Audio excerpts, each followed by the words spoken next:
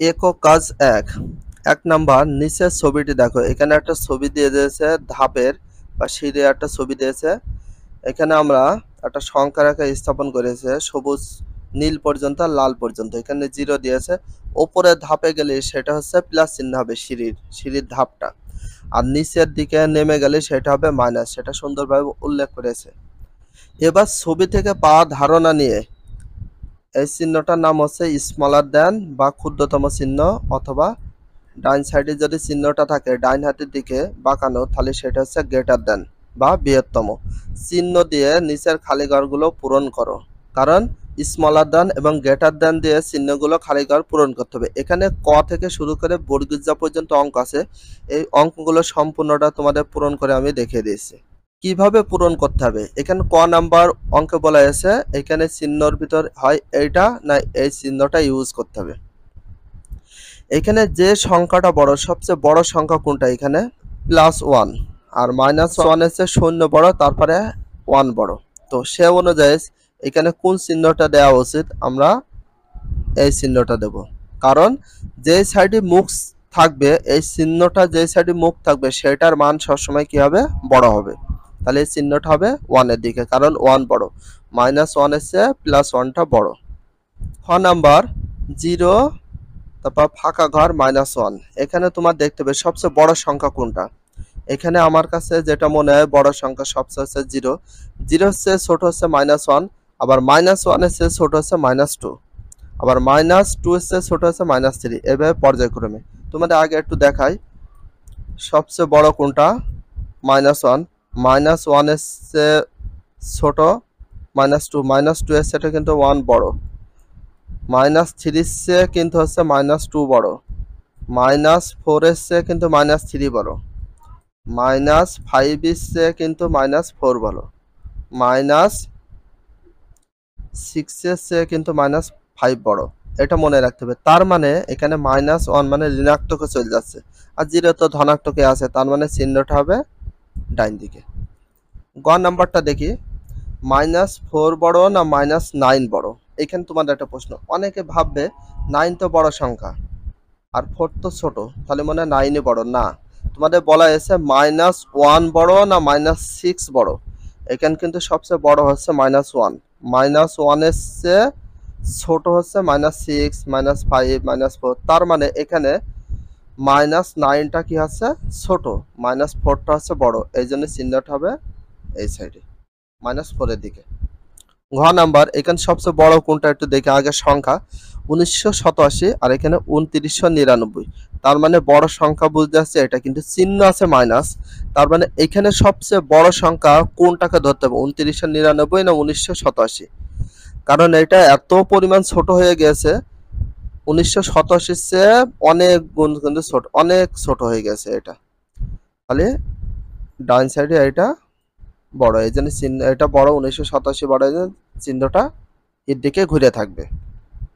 তবে একটা জিনিস মনে রাখতে হবে, যে সংখ্যার আগে মাইনাস থাকবে সেই সংখ্যাটা যদি বড় মনে হয়, তার মানে সেটা ধরে নেবে সবচেয়ে ছোট। এখানে -64 আর এখানে -59। আমরা জানি 59 এর চেয়ে 64 বড় হয়, কিন্তু তা নয়। কারণ -59 এর পরে হচ্ছে 60, আরো কম 61, -62 আরো কম, -63 আরো কম, -64 আরো কম। তার মানে এখানে সবচেয়ে বেশি বড় সংখ্যা হচ্ছে -59। এখানে 6 নাম্বার বলেছে +9 আর এখানে -9। অনেকে বলতে পারে প্লাস তো নেই, তার মানে প্লাস তোমাদের অবশ্যই ধরে নিতে হবে। তাহলে এখানে সবচেয়ে বড় সংখ্যা কোনটা? কারণ আমরা জানি ধনাত্মক সংখ্যাটা সবসময় বড় হয়, এই জন্য ধনাত্মক দিকে চিহ্নটা হবে। 6 নাম্বার, এখানে আগে তুমি ভাবো, মনে করো মাইনাস মাইনাস নেই, তাহলে সবচেয়ে বড় হচ্ছে কোনটা? 59। তার মানে যেহেতু মাইনাস আছে, তার মানে ধরে নিবা যেটা বড় 57, 57 বড়, 57 চেয়ে ছোট হচ্ছে, 57 চেয়ে ছোট হচ্ছে -58, -58 চেয়ে ছোট হচ্ছে -59। তার মানে এখানে সবচেয়ে বড় সংখ্যা কোনটা হবে? 57। এবার পরিগিজা নাম্বার দেখি, -2 বড় না -159 বড়? সবাই, তার মানে -2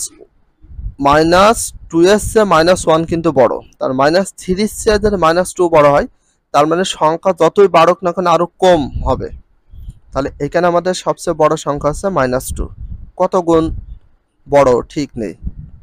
তাহলে আমরা এই ঘরগুলো দুটা চিহ্ন দিয়ে পূরণ করে দিলাম, বড় বৃহত্তম চিহ্ন, ক্ষুদ্রতম চিহ্ন। একক কাজ 2টা কমপ্লিট করব।